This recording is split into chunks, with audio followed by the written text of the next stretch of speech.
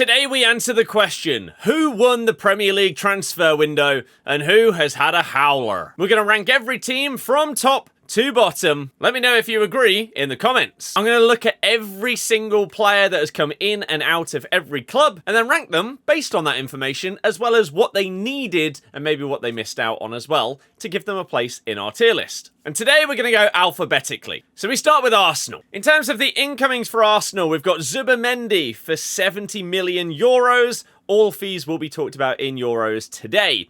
Eberechi Eze for 70, Gyökeres for 65, Madueke for 56, you got Mosquera for 15, Norgard for 12, and then also Kepa for 6. And a loan with option or obligation to buy for Hincapié as well.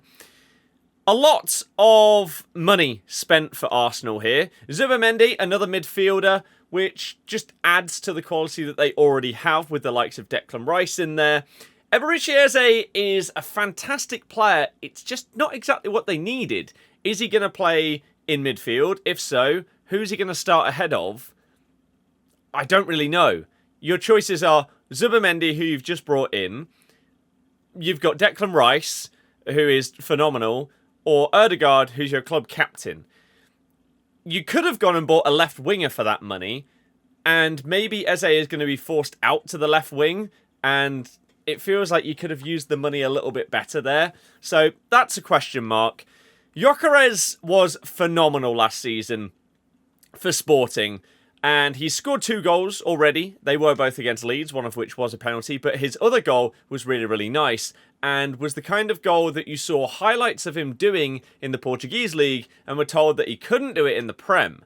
Now, in his other matches, he has looked a little bit more stiff, but as he adjusts to the league and the team around him, I feel like he is going to come good. Madueke is a very expensive backup, or, once again, player that you're spending a lot of money on to play out of position. His best position is right wing, yet he's potentially been bought as either a backup to Saka or a left winger. It's a question with Arsenal of why are you spending money in these areas where you really need to go out and buy a Martinelli upgrade is the question.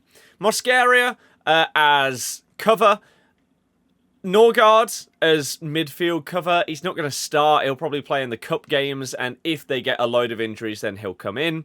Kepa as a backup. He actually had a decent season last year at Bournemouth, so for a small fee, okay. And then Hincapié is supposed to be a really, really good player. He's also not going to start.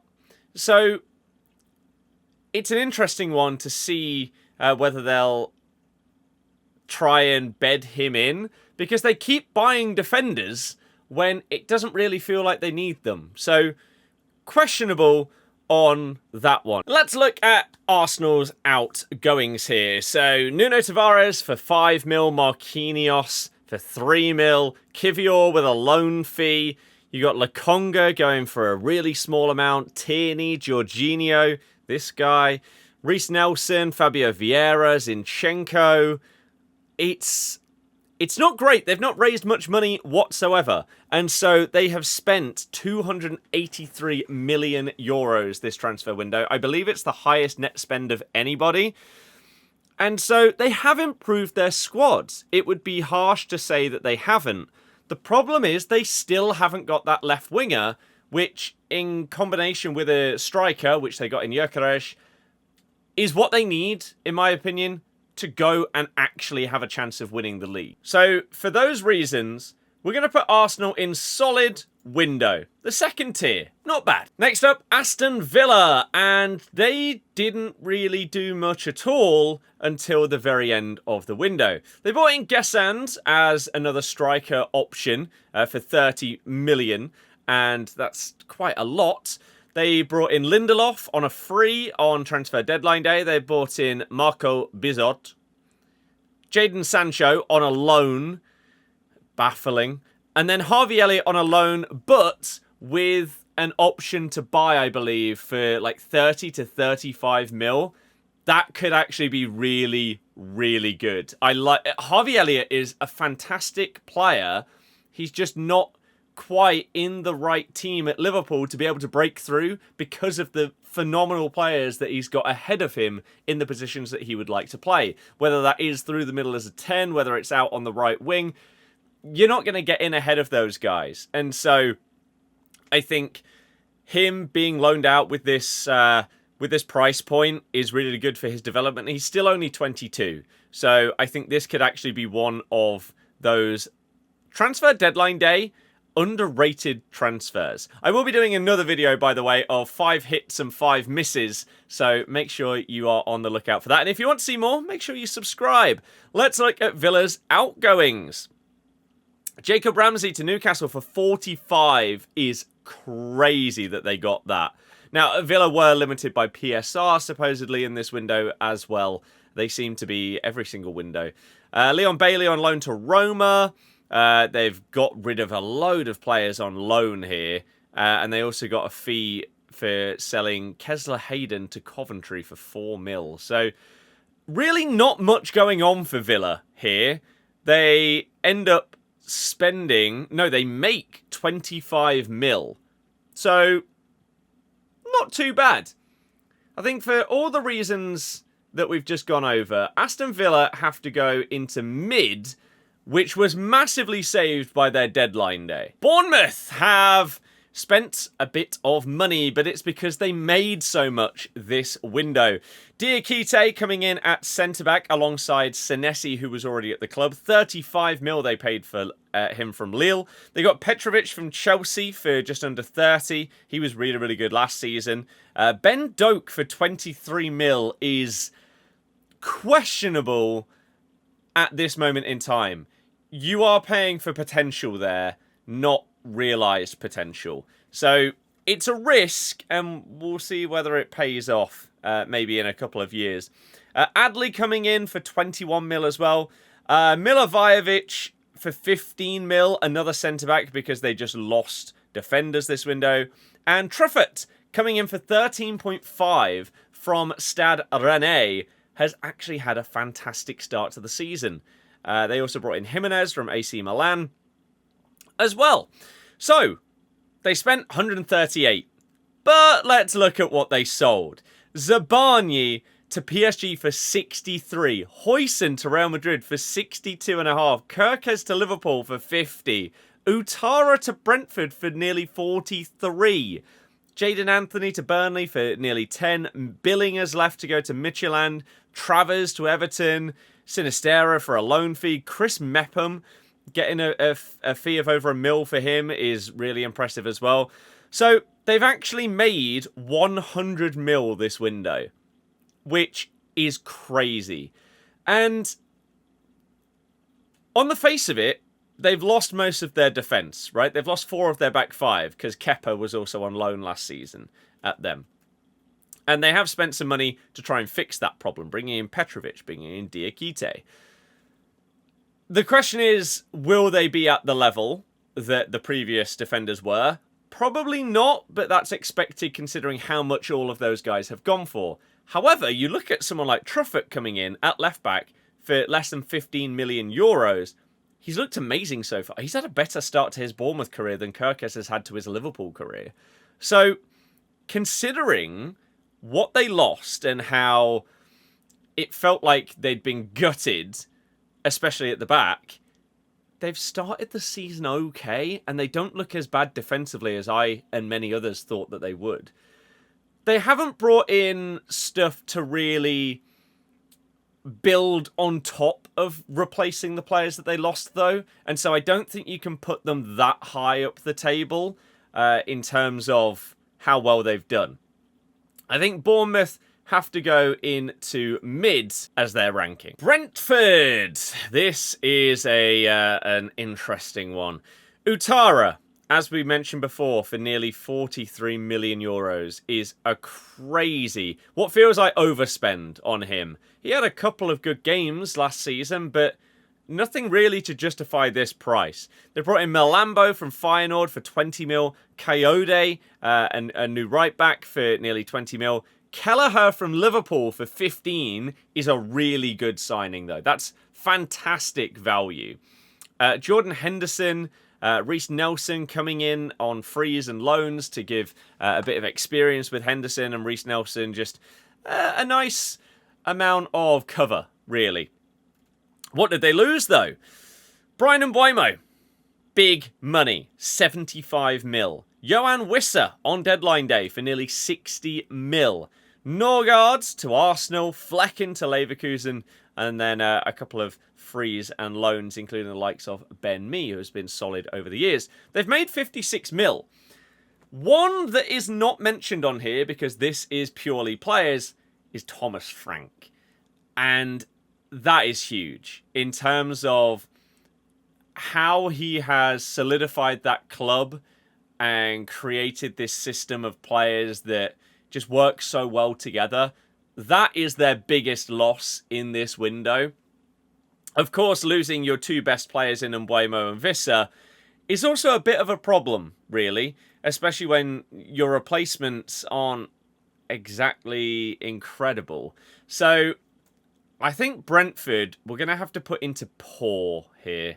Obviously, it's a little bit out of their control losing someone like Thomas Frank, but it is what it is. Brighton are always hard to judge because we can look at this list of players that they've brought in and think, who? What? Where from? And then they turn out to be absolute world beaters because Brighton's scouts are amazing. But let's have a little look at it. Kostulas is supposed to be a really, really highly rated young centre forward. They've brought him in from Olympiacos for 35 mil. It's a lot. The question is whether this will be one of those that is you're buying potential and Brighton do well at exploring that potential and getting it out of them and then selling it on for crazy money to Chelsea a few years down the line. So they may have spent a lot, but there's a world where he ends up going for 80 mil in 3 years because it's Brighton. So we're yet to see Kostulas properly get a run of games for Brighton and see how good he is. Danny Welbeck sort of still leading the line in 2025 is crazy. They brought in De Kuiper from Club Bruges, playing at left back. Decent start right there, 20 mil for him. Tom Watson from Sunderland, good player, 12 mil. Not a bad fee, to be fair. And considering some of the players that they have either loaned out or sold, having that cover with a younger player, being able to bed him in and get minutes is not bad. Coppola at centre-back from Verona for 11 mil. Doesn't exactly feel like one that is going to come in and be starting every single game. But yet another young player for Brighton. I mean, look at the ages of the players that they're signing here. The oldest one is a free transfer, and he's still only 27. The experience of Boscagli, a lot of you will know of his existence, even though he's coming from PSV, especially if you play the likes of FIFA. You've probably seen him getting Team of the Season cards throughout the years. So to bring in experience at 27 just sums up Brighton, really, doesn't it? So interesting ins here, especially signing a player from Dijon, right? What other club in the Prem is doing something like that? But let's look at their outs. So they spent 80 mil. But they have made 155. So overall, they are plus 75 mil. How on earth have they done that? Well, they lost one of their best players in João Pedro to Chelsea, who they signed midway through the Club World Cup. He's been amazing so far. Really, really good. So a good sale in terms of value, but they have lost a quality player. Adingra to Sunderland for 25 mil. I don't think they'd be that upset with him because Brighton fans don't seem to rate him as highly as neutral fans. Enciso going to Strasbourg in this dodgy deal where he'll end up moving to Chelsea in a couple of years because it's Brighton. Estupinian went to AC Milan for 17 mil. He, 2 years ago, was one of the best, defenders in the league, especially going forward. The amount of goal involvements he was getting. He was fantastic. Now he's off to Milan. Valentin Barco, who was supposed to be coming in last season and being really good, but he's now off to Strasbourg. Tariq Lamptey has finally left the club. He's just never quite been the same after his big injuries. His breakthrough, he looked amazing and looked like he was going to go on to be one of the best fullbacks in the league. His attacking, like, positioning and sensing everything was amazing. But then defensively, he gets stuck in really, really well. I loved Lamptey, and it's a shame to see him leave the league at the age of 24. Whether he'll be able to rebuild his career, hopefully have a few years without getting proper injuries, and then maybe come back to the Prem later on. But 6 mil for him. Seamer for 4.5. Evan Ferguson, another one sort of ruined by injuries, now on loan to Roma, and I believe they have an option to buy on him. So this potential £100 million player that was touted a couple of years ago, those injuries have just crippled that opportunity, really.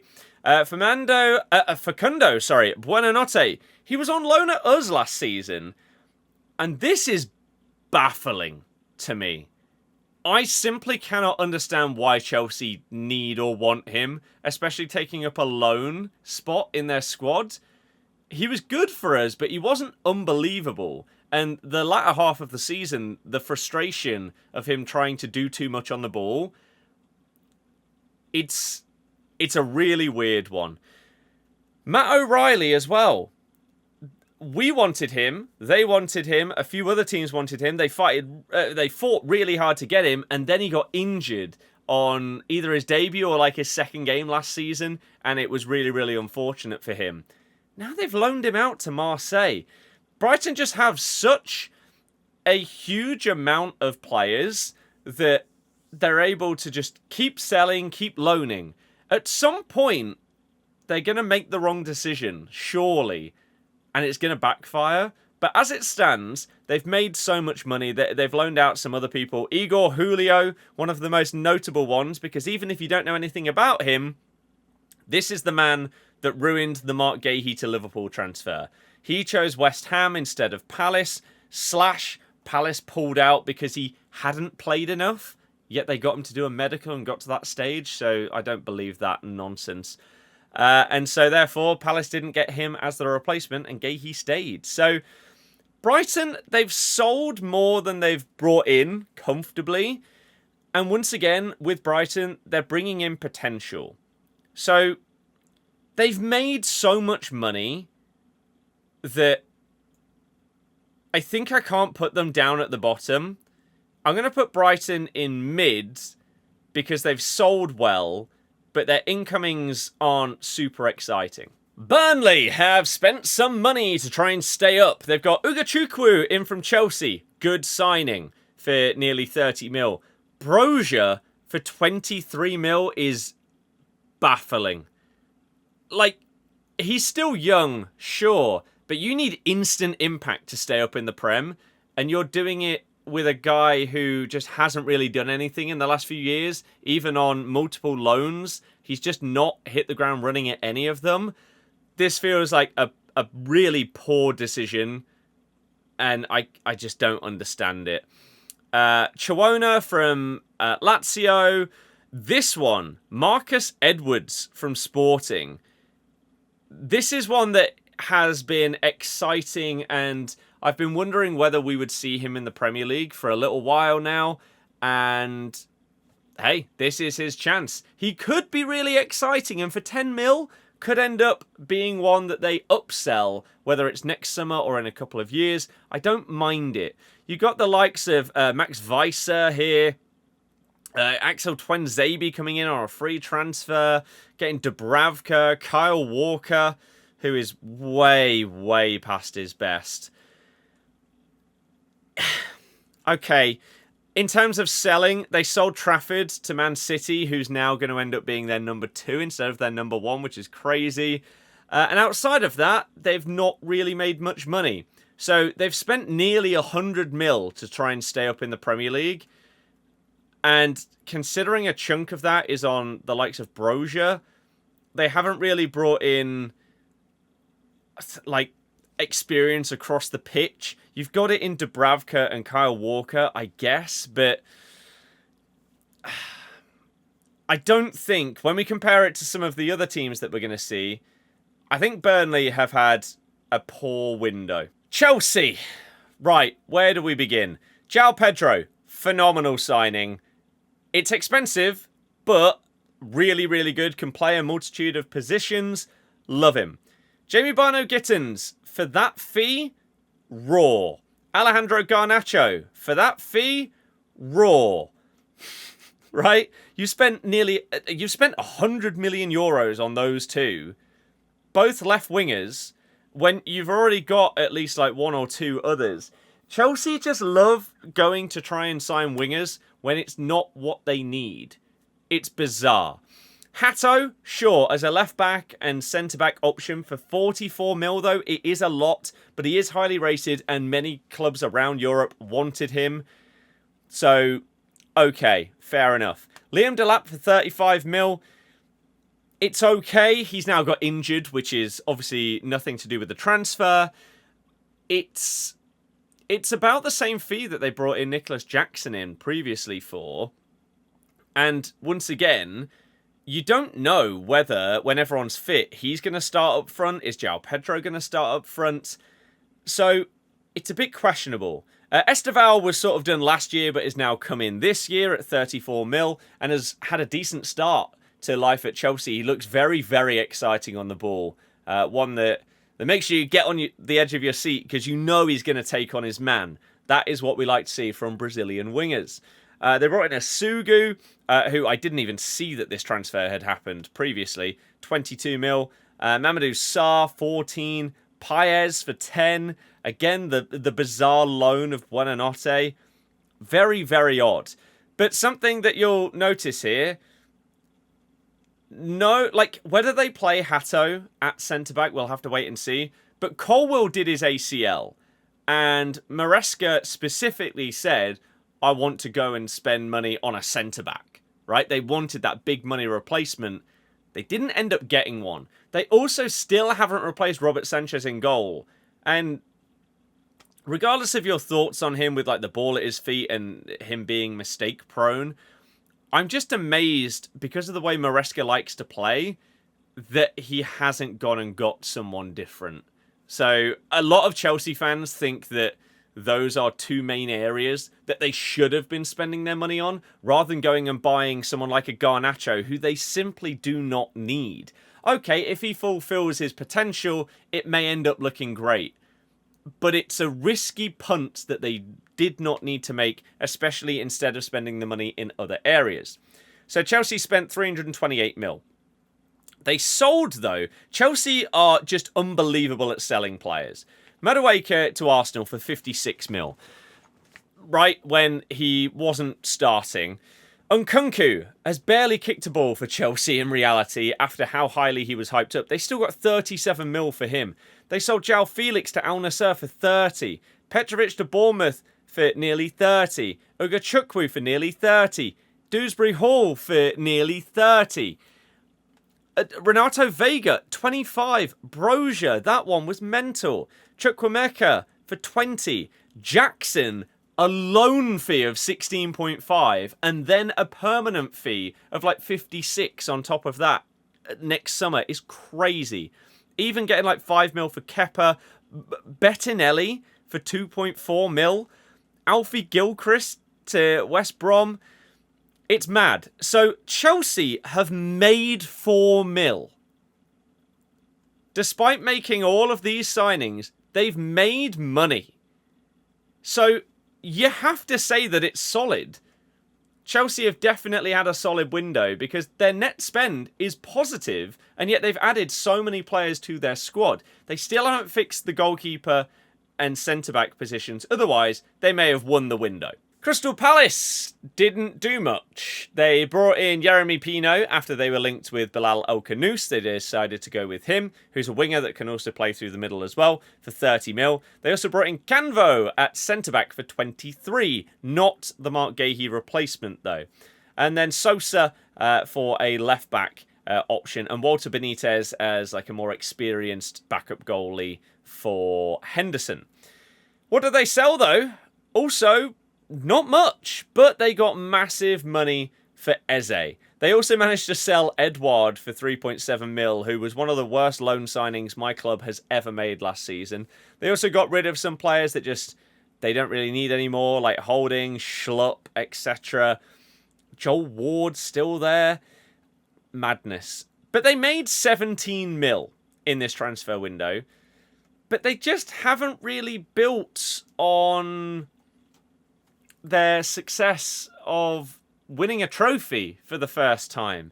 It felt like, obviously, they have been hindered by the fact that they got robbed of their Europa League place and now they're in Conference League playoffs instead. The level of player that you can attract has gone down a level. But it still feels like they should have been able to do more. And so I think Palace, a bit like Burnley and Brentford, have had quite a poor window. Everton, very exciting. Tyler Dibbling for 40 mil is crazy expensive, but their buying potential, homegrown, etc. It is an exciting player who likes to get at people and dribble. Tieno Barry, another exciting young player. 30 mil for him, should be their starting striker once fully settled in and once Beto is sort of phased out. Kiernan Dewsbury Hall, I mean, he's a Leicester boy at heart, isn't he? I wish him well throughout the rest of his career. I think this is a phenomenal decision by him and by Everton. He has started life at Everton so well. For nearly 30 mil, fantastic signing. Carlos Alcaraz has also come in and has started playing on the right-hand side for them, but probably going to be dropped down because of Dibbling. But for 15 mil, good start. Asnu at left-back for 9 mil. Travers coming in from Bournemouth as a backup goalie is not bad. The best and biggest one is Jack Grealish, though. What a coup this is. They've got him on loan for the season. They have an option to buy for 50 mil. As it stands with the way that he started life at Everton, do it. Do it already. This team, with these signings, is really fun to watch. And I'm looking forward to seeing more of Everton under Moyes, which is kind of crazy to say, considering how Everton have been in the past under some managers, just this defensive unit, and that's really what they go for. Now they have attacking talent and flair. What a window for Everton. In terms of selling, not much, really. Chimiti to Rangers is the highest fee that Rangers has spent on a player in 25 years. So to get them to do that, after he's come in and not really featured for you, really good. Neil Maupay was still at the club and they managed to get a fee for him, which is not bad. And then they've released some players on like freeze. So DCL has gone to Leeds. Begovic has come to us. He was on loan last season. Mason Holgate. Ashley Young finally left the club. So Everton have spent about 120 mil. I think it's fantastic, though. I really, really do. There's a world where you could say that they're a tiny bit light at centre-back, but is that just because the drop-off from Branthwaite to the next level of player is so big, and you would have had to spend crazy money to get someone else of his ability? I think that is more so the case. So, because of the impact of these players already so far, I kind of want to put Everton at the top. We'll put them there for now in Won the Window because it has been amazing for them. Maybe we'll move them down afterwards. Next up, we have Fulham, and I think what you can see on your screen here sums them up. Not much happened for Fulham, in or out. They brought in Kevin on deadline day. Apparently has a market value of 12 mil. They spent 40 from Shakhtar. Is he going to be the next Mudryk? We'll see. They brought in Lecomte, who, it's an older goalkeeper, backup, sure. Chukwueze, on loan from AC Milan, is not a bad one. And they also brought in Asari, who I guess is a young centre-forward for a 4 mil loan from Bayern Munich. They've not really done much at all. And in terms of their outgoings, Andreas Pereira was still there. 10 mil for him to go to Palmeiras. Godo to Strasbourg. He was linked with Coventry as well for 7 mil. Carlos Vinicius is gone. Willian is gone. It's just dead, really. And to spend that much on Kevin is a massive risk. They also had another transfer fall through on deadline day, which was going to be Tyreek George from Chelsea for about 20 mil, but that didn't end up happening. And so I think Fulham have had one of the worst windows. It's not even as if they've sold some deadwood and got a load of money for it, so they're really good for PSR. They're still minus 27 mil. And it basically all rides on whether Kevin is going to be unbelievable for them. I think Fulham have to go in the bottom tier, and I'm not sure if anyone else is going to join them. But next up we have Leeds, another promoted team. We've got Stash for 20 mil. That's a really solid signing. Okafor from AC Milan is one whose career just hasn't quite hit the heights that when he was breaking through it thought that he might. Nearly 20 mil? It's a bit of a punt. It's a more exciting punt than spending that amount of money on someone like Brozier, like Burnley did. I'll give them that.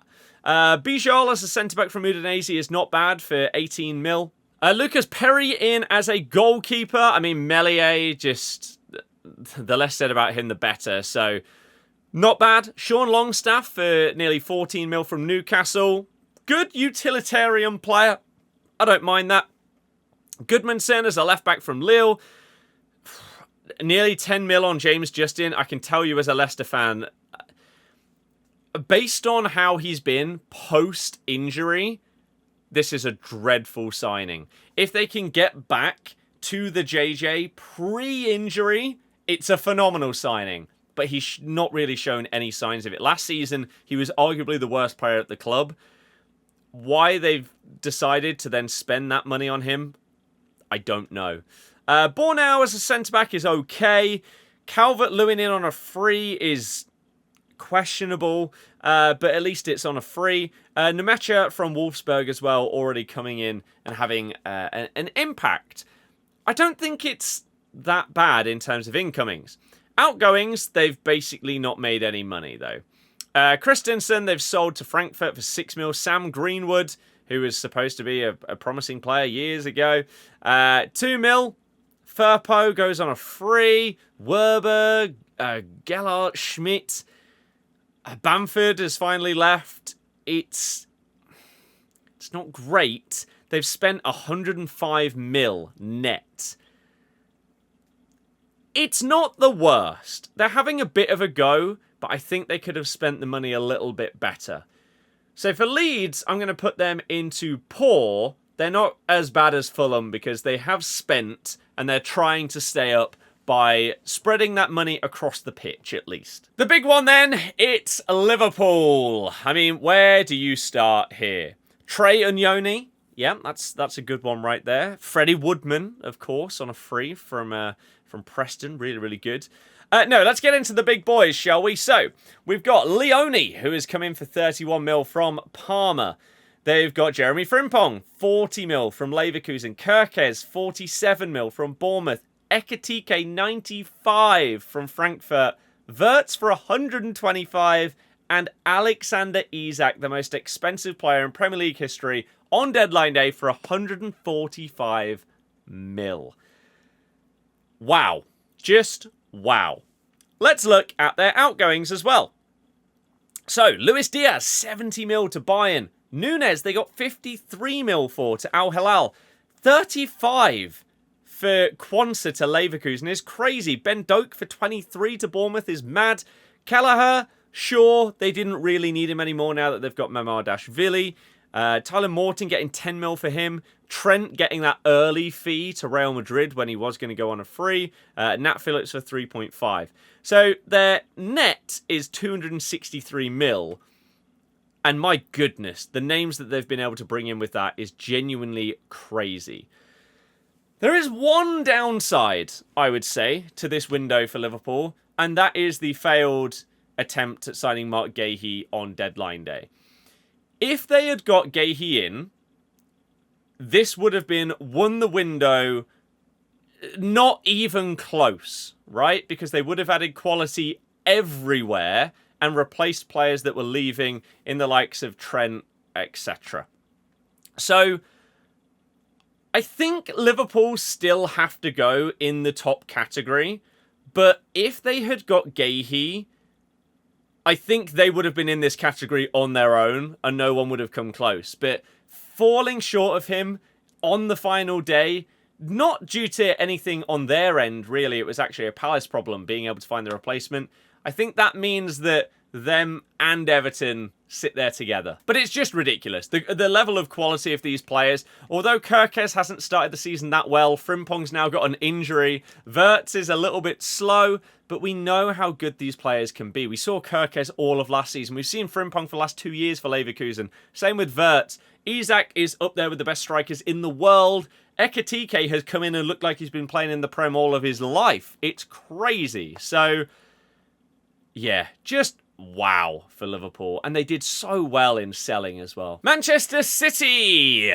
They've brought in a fair few players, haven't they? Tijani Reinders. What a player he is. Absolute monster in midfield. 55 mil for him from AC Milan. Good price. Rayan Aït-Nouri, 37 mil from Wolves. Started okay. Did pick up a slight injury, but came back from that. It's going to be interesting to see how Pep sets up throughout the season in terms of Aït-Nouri. Is he going to be starting as an out-and-out left-back that just bombs forward and ends up playing as like a 10 at times and like an inside inverted 10 from left-back? Is the kind of thing that Pep has been quoting. It's a bit baffling, to be honest, but he is so good going forward. Ryan Cherki, a bit of a bargain in terms of the level of player that he can be. 36.5 mil from Lyon. Has picked up an injury, though, and is going to be out for 2 months, so we won't get to see much more of Cherki for a little while.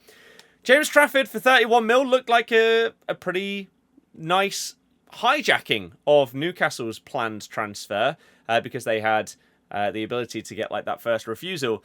But then they've gone and signed Donnarumma.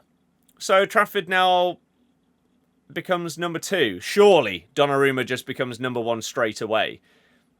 He's been amazing the last few years. And when he first moved from AC Milan, it felt like maybe he'd been a bit overhyped and he was struggling to settle in at PSG and stuff like that. But the last 2 years or so for the national team and at club level, some of the saves that he makes are incredible. The one question mark is, does this mean that Pep is going to play slightly differently because Donnarumma is simply not as good in terms of his distribution as Ederson? Most keepers aren't, let's be realistic, but does that change things? We'll have to see throughout the season, but some good incomings here, and it's building on what City already have. You would say that they haven't really gone out and signed any superstars this window, where you compare that to what like Liverpool have done, even like Man United, who we'll get to shortly, in terms of players that have been amazing in the league and are proven already.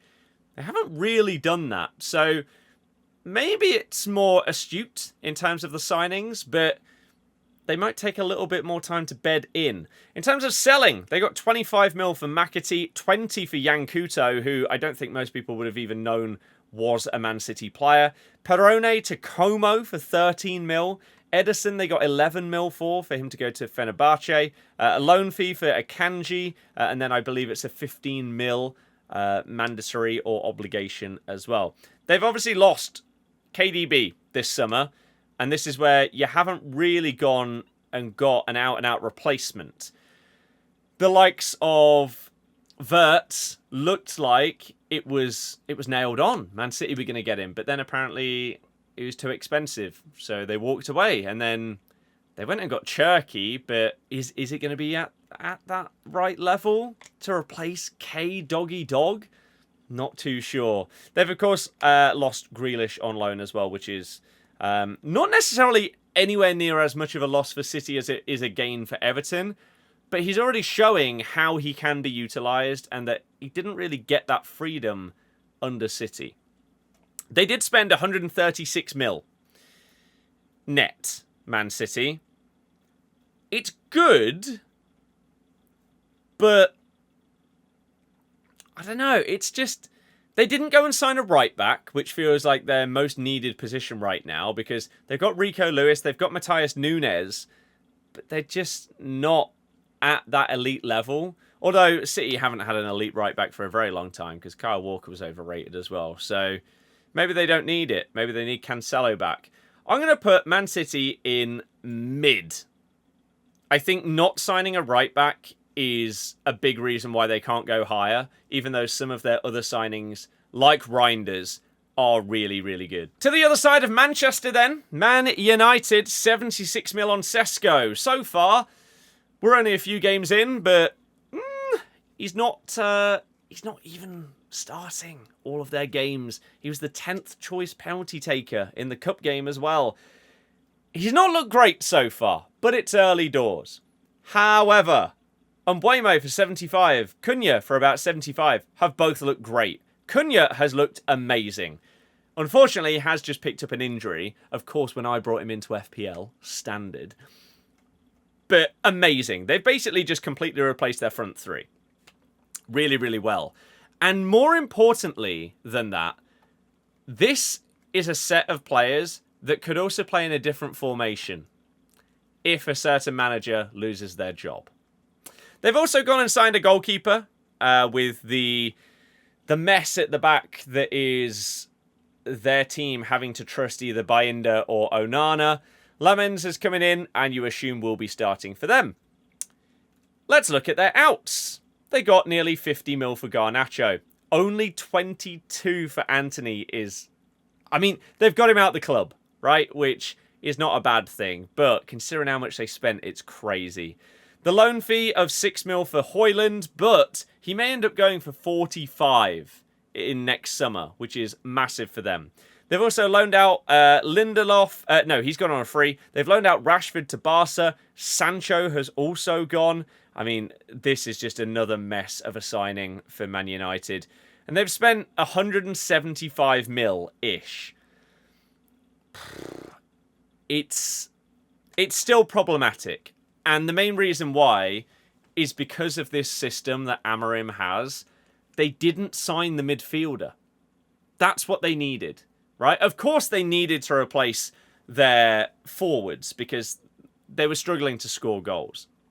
And to be fair, this season, they have worked really, really well at that. They've had like the most shots in the league and everything like that, most shots on target. They've just not quite put them in the back of the net so far.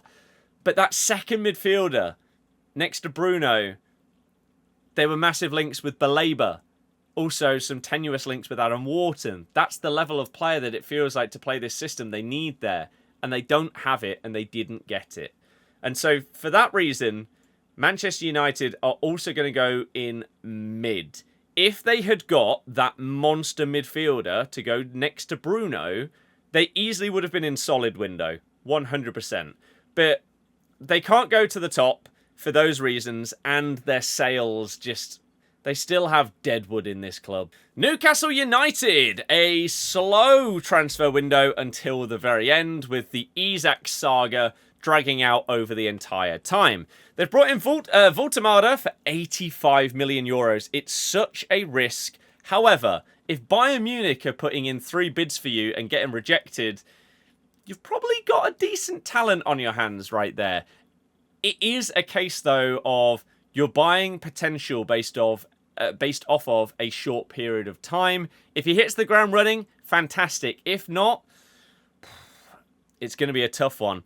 Anthony Elanga had a fantastic season last year for Forest. 61 mil is a lot, but they have finally got someone in at that right wing spot that they've needed a permanent fixture there for a little while, ever since Almiron's purple patch.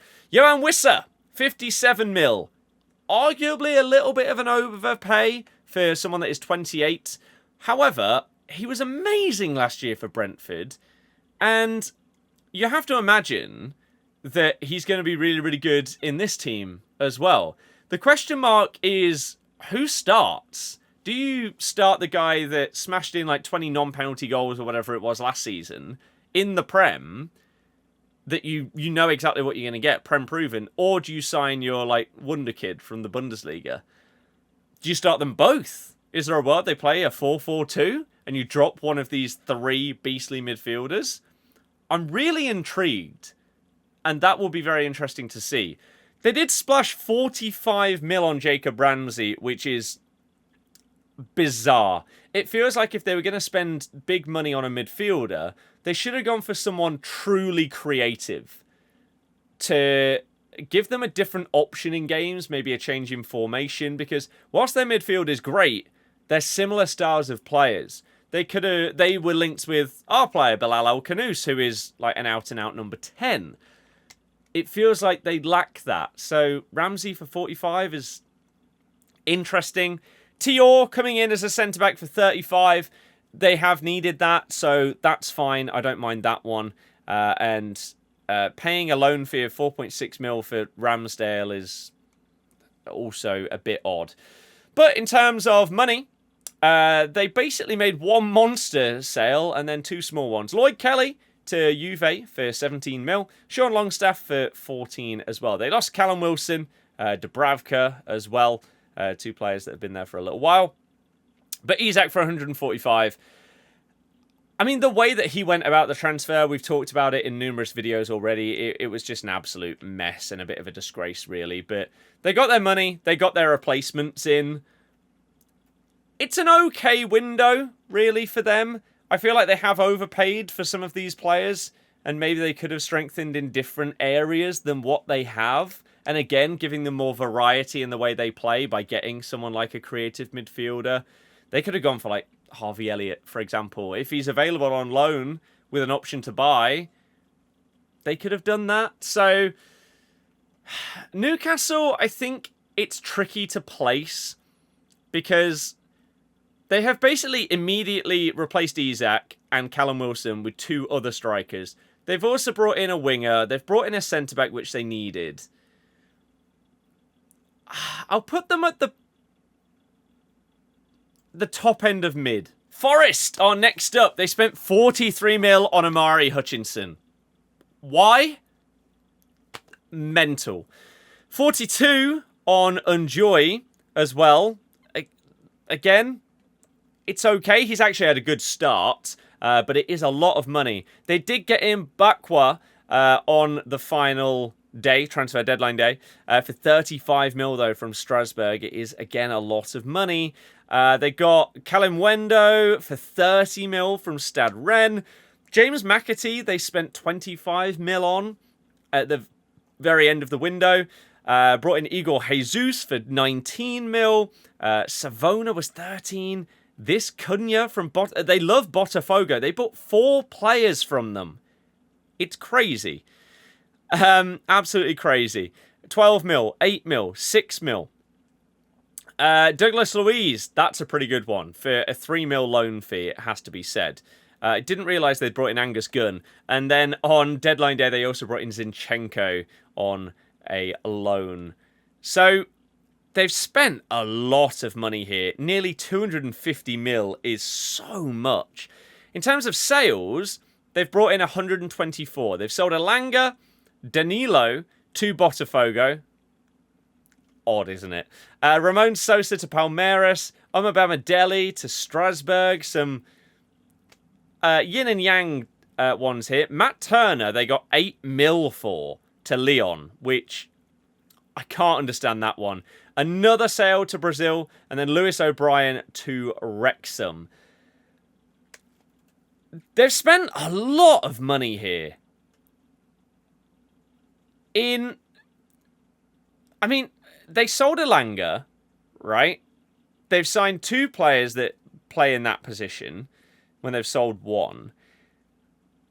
It's an odd window. I mean, they've spent a lot and they've got backup and more depth in positions, which I think was one of Forest's biggest problems towards the end of last season when a couple of players got injured and stuff like that. They really fell away. And so adding to that depth to try and push back towards European football this year is kind of what they needed to do. I don't think Forest can go out and sign the superstar names. They just don't quite have that pull yet. Maybe in a few years, if they continued to get Europe, they could start bringing those players in. But one good thing is a load of these players are young. So they've got up-and-coming players coming through that are going to get minutes, potentially share minutes with each other, and with the current crop of starters that they've got, I think it is actually a pretty solid window if a lot of these do play a good amount of minutes and they do get off to a good start. Because a net spend of 112 mil is a lot, but I think this is pretty much the kind of window that Forest were expecting, was to try and add depth to what they already have. Their base is solid, but you get an injury to, I don't know, an Elliot and Anderson, a Murillo, a Chris Wood, previously Elanga, Hudson-Odoi, and suddenly that attack is looking a lot worse. The defense is struggling. So I'll give Forest a solid window here for adding a lot of depth. Sunderland, compared to the other promoted teams, have gone for it. 31 mil, Diarra. 24 on Adingra. Enzo Lefebvre for 23, although they had him last season as well. Brian Bobby for 20 from Ajax. Talby, 20 mil. Siddiqui, 17. Xhaka, 15. Mukiele with the experience, 12 mil. 12 mil on Alderete. Roofs for 10 mil. Bertrand Traore still kicking about. 3 mil for him. They also managed to get Reynildo on a free. That's a really nice transfer, that one. Masuaku on a free. Geertruida on loan. And Mark Gui on loan. However, he has now gone back to Chelsea after the Liam Delap injury. They've brought in so much. So much. In terms of selling, they managed to sell Bellingham for 30 mil, which is crazy. Watson to Brighton for 12. Ekwa to St. Etienne. Triantis as well. And then loaning out a few players here. So they've spent 136 mil. I do think, for a team like Sunderland, this is about as much as they could have hoped for. They've signed a variety of ages of players. They've got some experience across the board. And they've also brought in some young, exciting players to add to the group that got promoted with them. Interestingly, they are basically all foreign. I'd like to know how their squad is looking in terms of the number of homegrown players that you need to have. But yeah, that's interesting, especially if there's different languages flying all over the pitch. But a lot of them seem to have French as one of their national options, so it might be okay. But yeah, I don't think they really could have asked for much more. I don't think that we can say that they... Where do we rank Sunderland? Yeah, I don't think we can say won the window, because we don't know how a lot of these players are going to end up playing in the Premier League that haven't really played here before, or maybe they did a long time ago. But it's about as much as they could have asked. They've spent a lot of money. They've gone for the Forest strategy, which did keep them up when they previously got promoted. Will it work for Sunderland? They've got off to a decent start in the league. Home games, they're looking really loud and electric, and that is getting them results. Can they keep it up with these signings? Maybe. Tottenham Hotspur. We've got a few teams left. Xavi Simons went for 65 mil. Kudus for 65. Tell on a permanent now for 35. Danzo on a permanent now for 25. Vuskovic for 11. Takai for 5.8. And a couple of very interesting loans. Palhinha from Bayern just hasn't been needed as much as maybe they thought. He was unbelievable at Fulham when he was in the Prem previously. 5 mil for him. And then Kolo Muani from PSG to give them more options up front and on the left. It's been talked about that he also can fill in on that left wing. With Dominic Solanke's injury currently up front, they do need options. So I think their incomings here are really good. Xavi Simons is so exciting. It's amazing. Kudus, great. Tell was okay last season. Will he kick on? Potentially. Danzo, a good pickup. Palhinha, I think, is actually really, really important for them because they need that solidity in front of the centre-backs. So I really rate that signing. In terms of their sales, they got 22 mil for Son, which is amazing at his age, to an MLS club as well. I believe that's an MLS transfer record. They also got 13.5 for Højbjerg, 6 mil Brian Gilles is finally gone. They've loaned out a few players, with one of the notable ones being Marky Moore, who was this up-and-coming youngster, potential superstar, but he's getting some experience elsewhere. Net spend of about 170 million euros, but I think it's pretty damn good, to be honest with you. Spurs' starting 11 is fantastic, and they've added to it with at least, I would say, 3 starters here, including 2 young, up-and-coming, really good talents. And to end up missing out on Gibbs White, missing out on Eze, and then falling potentially upwards, to Xavi Simons, is really good. I think, we have to say, Thomas Frank. Thomas Frank is part of this transfer window, right? They managed to get him from Brentford. That alone is massive. I think Spurs have to go into solid window. Great signings, great manager appointment, okay in sales. I think they've done a pretty good job. Penultimate team is West Ham United. They brought in Mateus Fernandes from Southampton for 44 mil. Really good signing. Is it expensive? Very. Southampton demanded a lot of money for their players, and somehow they've got it for both him and Dibbling, instead of people just being put off by it. So, fantastic money making by Southampton, but a really good player. He was/is one of Southampton's best players, and he actually had a really good debut, and maybe he is one of the missing pieces of the puzzle in terms of how to make West Ham better, because before he came in, they looked like the worst team in the league, and then they go and beat Forest comfortably at the end of it. So, really good signing there. Todibo, I didn't realise was 40 mil. That is a lot. There is a world, though, where he ends up being their starting centre-back for like the next 5 years. So, could be good value over time. They brought in Juve from Slavia Prague, 22 mil. Fantastic player. Really, really good signing here. So, I rate that one highly. Hermansen from us for 21 mil. He started life at West Ham horribly. It has to be said. It's got off to a horror start. But I've watched him play for us for roughly 1.5 years. In those 1.5 years, unbelievable goalkeeper. Genuinely worth 3 times the amount that he went for. He did then have a big injury that happened like halfway through last season. He then came back from that injury at the end and didn't look as good. He then had a surgery and only played 1 game for us in pre-season after that surgery and then moved. So the question is he just not going to be anywhere near as good of a player post-injury and surgery? And that's why no one else came in for him. I was certain that Maresca and Chelsea were going to come in for him because he loved him when he was managing us. He fit his system perfectly in terms of his distribution, his vision, but his shot stopping is elite. And ask any Arsenal fan last season what they think about Hermansen from their game at home against him, and you'll hear very different things to what West Ham fans are saying right now. But his start has been horrific. Will they get the player pre-injury or post-injury? If it's pre-injury, this is a bargain, and it's why I put him down.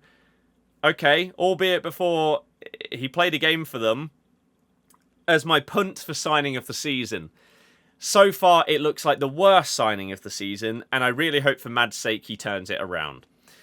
But we'll see. Magassa for 17 mil. Callum Wilson on a free is fine. Kyle Walker-Peters on a free is also not bad. And they stole Igor Julio from Palace for more centre-back cover. In terms of sales, they got 64 mil for Kudus. Aguerd ended up leaving for 23. Edson Alvarez, not been a good signing for them. On a loan fee for 2 mil to Fenerbahce. And Emerson for 700k. They've spent 55 mil. It's not bad. It's not bad. It's not crazy good. I still think that they probably needed to go and get a proper out-and-out striker that isn't Callum Wilson, because you can't rely on him injury/fitness-wise. He's probably not going to play a load of games for them. I think that is still what they are massively lacking. So, it's a good window. I'm going to put West Ham at the top of mid, because it's good, but I don't know if I can quite call it solid, because that striker position with Fulkrug and potentially Bowen in this like 3 at the back system, it's not quite started the season great, and it feels like maybe that is still an area that they should have improved. And the final team is Wolves. Strand Larsen is now a permanent signing. They also brought in another striker on deadline day for 26 mil. Fer Lopez, a winger for 23. Krejci coming in for a loan fee of 22 mil. I had not seen that until this very second. Is that one of the highest loan fees of all time? That's crazy. Okay. Arias, very, very highly rated player from Fluminense. Chachua for 12.5. Wolfer for 12 as well. It's not bad. It's an okay window. They did lose 8 Nori, and they've tried to replace him with Wolfer. And they also lost Cunha, who was one of the best players in the league last season. Absolutely phenomenal. They sold him for 74 mil. 8 Nori, 36. So 110 mil between these two. They somehow got 22 mil for Fabio Silva, who has done nothing since they massively overpaid for him when they bought him years ago. Gonzalo Guedes was still a Wolves player up until recently. 4 mil for him. They couldn't agree a new deal with Nelson Semedo, so that's quite a bit of a loss there. And they also got rid of Pablo Sarabia and a couple of others on loan. A net spend of basically 0. It's okay. They obviously haven't replaced Cunha, because you're not going to be able to replace him really without either spending a massive amount of money, which it feels like Wolves potentially were a little bit hindered in that regard, which is why they have a net spend that is near nothing, or by getting a little bit fortunate by taking a punt on someone from abroad, from maybe a lesser league, and hoping that they work out. I don't think that they've had a bad window here, but those sales might really, really affect them, and they've started the season looking shaky. Massively, massively shaky. So maybe they should have invested more in not another striker, but maybe further back on the pitch or in midfield to give them more solidity. I mean, they've not brought in a midfielder here. So it's risky, the way that they've gone about things. I feel like Wolves have to go in the bottom end of mid, or maybe the top of poor, just because of the money they brought in, but then didn't end up really spending crazy amounts. I think we put Wolves at the top of poor. And that is my tier list for who won the Premier League transfer window. Let me know your thoughts in the comments. I'll see you guys next time. In a bit.